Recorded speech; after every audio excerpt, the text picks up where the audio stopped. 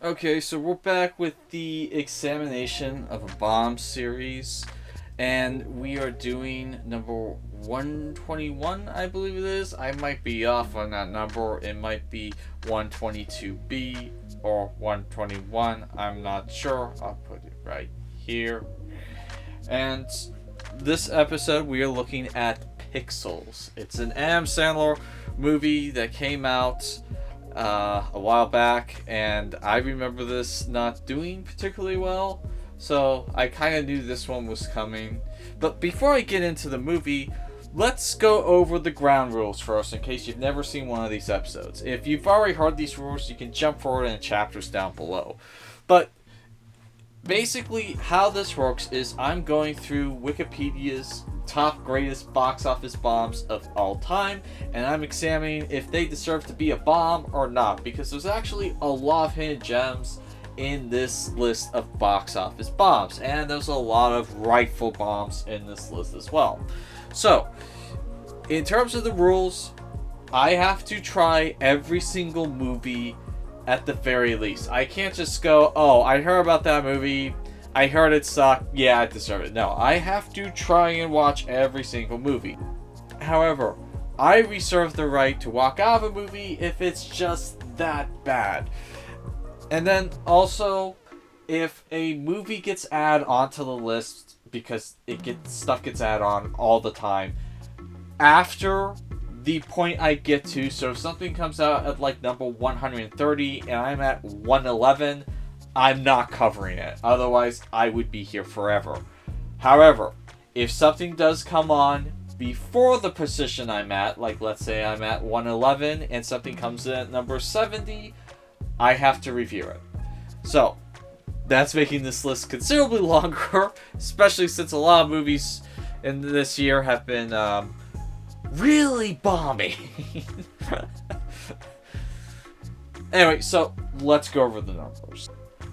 Okay, so this is one of the kind of weird segments out of the entire series, because previously at this point, it's kind of very obvious why a movie bombed. It's typically they spent too much money on it, they didn't account for the marketing costs and the theater costs. So yeah, if something looks like it breaks even, typically a movie needs to make double its money in order to just break even, because typically a movie will spend its budget in the production into marketing, and then also theaters get a cut of the charge as well. The movie doesn't get all of that, so just as a general rule, a movie needs to make twice its budget. It's one of the most constant things that leads to a box office bomb, not counting anything wrong with said film.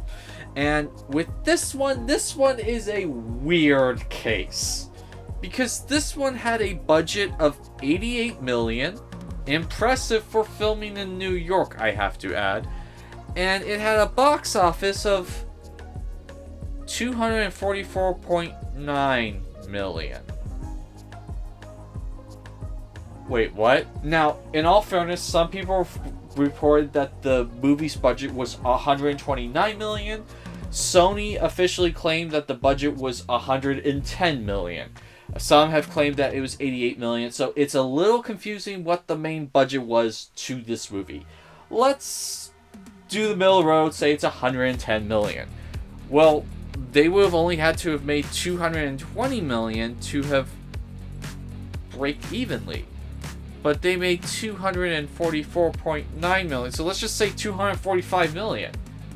So they should have seen a profit, and yet they are claiming that they lost $93 million when all was said and done. So the only thing I can think of is they probably spent way too much on marketing, which I don't remember seeing a lot of marketing for this movie when it came out. And I mean, like, honestly, the numbers don't really add up here. It seems like this should have been a success, but it's considered a bomb by at least Wikipedia standards, and it's not like this was just thrown on by some crazy guy trying to have a laugh. I've seen this on Wikipedia, this page that's constantly updated for months now. So, it's like, this is weird. This seems like it should have made money, but I guess Adam Sandler took too much off the top, or maybe they spent way too much on marketing, greasing wheels. I don't know. I mean, I guess if you look at the top end, 129, so let's just round it up to 130, they would have made 260, and then at that point, yeah, 244 would not have matched it. So, maybe the higher end projection is accurate, and that Sony fudged the numbers a little bit. But we spent enough time on the numbers. Is this movie any good? Do you really have to ask? Like, okay.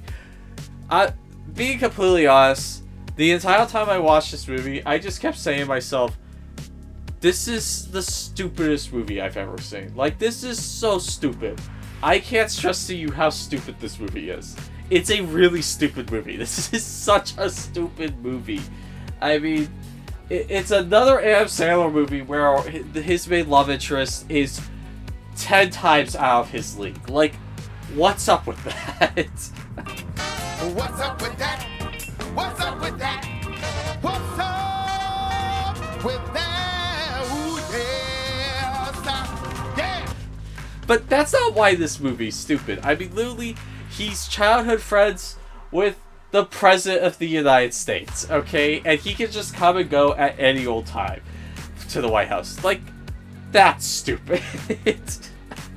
Like, there's so much stupid stuff in this movie. I kept rolling my eyes the entire time I was watching this. It's just like, oh, good gosh. Like, really? Really? Really? I do have to admit, though, there is some fucking funny shit in this, though. Especially with Kevin James. Kevin James probably stole this movie. Especially some of the scenes when he's president, talking with other foreign dignitaries, talking to his staff. Like, he's probably the funniest president I've ever seen in a comedy. So, that was probably, like, the one saving grace for me in this movie, was whenever Kevin Smith, like, blew up at the English Prime Minister because he had no freaking clue at what she was saying. So, that was fun, but, like, there's some really dumb, stupid shit in this movie that does not work. But let me talk about something else I liked. Peter Dinklage, he had some really bad, cheesy, cringy lines, but he did a really good job fashioning himself after Billy Mitchell. Like, you put up a photo of Billy Mitchell and a photo of Peter Dinklage in pixels, it's like, okay, clearly someone was doing their homework. And clearly his character is heavily inspired by Billy Mitchell. If you don't know who Billy Mitchell is, it's a simple Google search away. But yeah, no, going back to something I said earlier, there are some really cringy moments in this movie. Like, just so bad. Like, what were you guys thinking? This does not work. There was a few times I just felt like turning off the movies. Like, I can't handle this anymore. I almost shut this movie off. That's how stupid and cringy some of the moments were in this. I held out though. And like, another issue is like Josh Gad's character had like the setup to be kind of an interesting, captivating character, but he never grows at all. Like, the way he starts off in the movie is the way he finishes in the movie. And like, there was so much potential with his character. There was some real like moments of growth they could have done with this character, and they didn't do anything with it. So ultimately, did this movie deserve to be a bomb? Absolutely yes. This thing was such a stupid movie. I didn't really enjoy it. There was a couple of scenes I did like, but for the most part, I don't ever need to see this again. I barely could get it through the first time, And so, yeah, very much this deserved to be a bomb, even though the numbers don't quite add up, which is weird. Maybe Adam Sandler can explain that. Anyway, that's been the latest episode on our Examining the Bomb series. My name's Christopher Cobb with 11 Hour Reviews, and that will be all for today.